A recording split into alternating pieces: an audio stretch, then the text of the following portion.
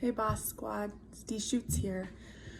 Hope Confidence Week has helped you pause and think about confidence. And I wanted to jump on video with you today to talk a little bit about confidence because it's this really ambiguous thing that exists in all of our minds and in all of our behaviors in some ways or another. So let's talk about confidence and whether or not this is something you're born with or something you can develop over time. So I think you know my opinion because I wouldn't sort of address a topic in the Boss Up that I didn't think we could all cultivate skills in. And confidence is one of those big ones. I've heard it all the time from people in my life who talk about sort of thinking I have this unlimited, boundless confidence myself. And for folks that have worked for me who feel like they don't have confidence or that, they're not capable of gaining confidence. So I just hope you've been sitting with that a little bit this week in yourself. And here's what I say about confidence. We all have areas in our life that we aren't as confident. I've learned a lot about myself in the last year, and one of the spaces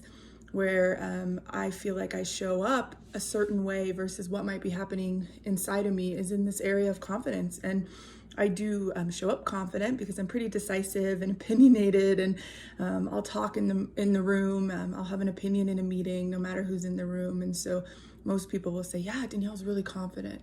And I think there's areas of my life where that's really true. And I think work is one of those areas.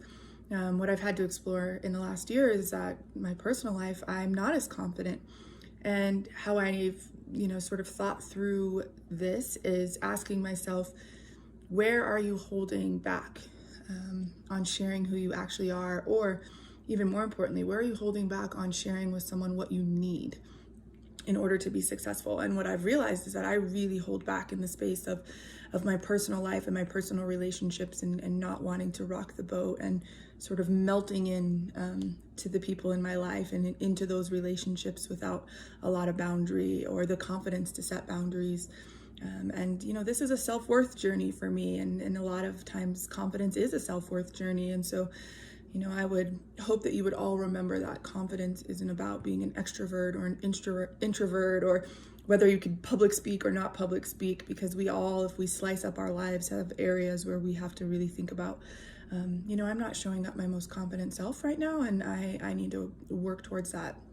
And so the first thing is to sort of sit with this and check your confidence meter on the big places in your life and in the relationships in your life, and say, where do I get uncomfortable and where do I pull back and where do I hide, and what room and environment am I in where I say less than I think, and what areas in my life where I have a lot of self-doubt. And then I want you to ask yourself, what are the behaviors associated with that? So for me, when I'm not feeling confident, it's not going to be in the moment that you're going to see this behavior. It's going to be later when I go home and I self-analyze for the next 2 or 3 nights instead of sleep about the interaction, and did it go well, and what is that person thinking, and did I say the right thing, and did I do the right thing, did I handle it the way I wanted to? And I analyze and analyze and analyze, and my self-doubt creeps up on me after an interaction. And a lot of you out there, your self-doubt is creeping up on you in front of the interaction, and it paralyzes you from saying what you want to say. So the reason I'm asking you to focus on behavior is because, as I always say, behavior is what we can change.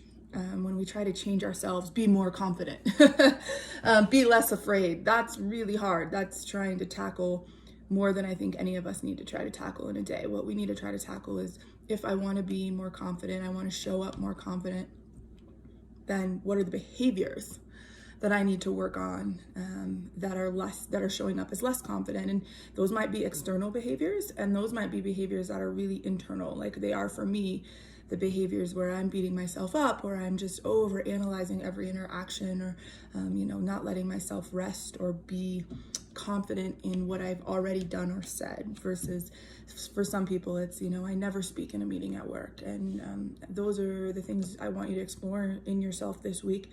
So hopefully you'll do some journaling around where are the environments where I'm holding back, and of course, where are the environments where I feel like I can just come in and be myself and say what I need to say and do what I need to say, because the whole point is to shift the environments that are holding you back to look more like the environments where you can be yourself.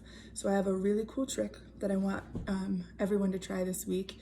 And even if you speak in meetings a lot, there's still a really good tactic to sort of being able to pay attention to self-doubt and where you're not feeling confident. So next time you're sitting in a meeting, I want you to just keep track of how many times you think something but don't say it. Just do a little tally mark and say, oh man, I just thought it and I didn't say it, and tally it. What's gonna happen is you're gonna get annoyed with yourself and you're gonna say, I should just say it, and you should. So the meeting after that, next time you think it, commit to say one thing that maybe you would have never said before. The other thing I want you to keep track of in order to build your confidence, and you don't have to just go into a meeting and start to talk, right? This is a journey. Think about all the times you think something and somebody else says it. And keep track of that and walk out with your tallies and talk to yourself about that, journal about that, so that you can realize, okay, like, you know, I know what I'm talking about. The things I say add value, and the only way they won't add value is if I don't say them. So do that with yourself. I'm doing that with myself in my personal relationships, like doing a look back on my day and my interactions with friends and families and my children, and saying, Danielle, did you say what you wanted to say in that interaction? Not, Danielle, did you say the right thing? Danielle, did you say what you wanted to say? And keeping track of that so that I can commit slowly but surely to really being confident that people will love me no matter what, and that I don't have to please everybody, and that it's okay to share what I need, and it's okay to have boundaries. And so I hope you'll work on that with me in the spaces where you feel like you need to, and cheers to growing our confidence, because we can all do it. Hope you have an amazing day. Bye.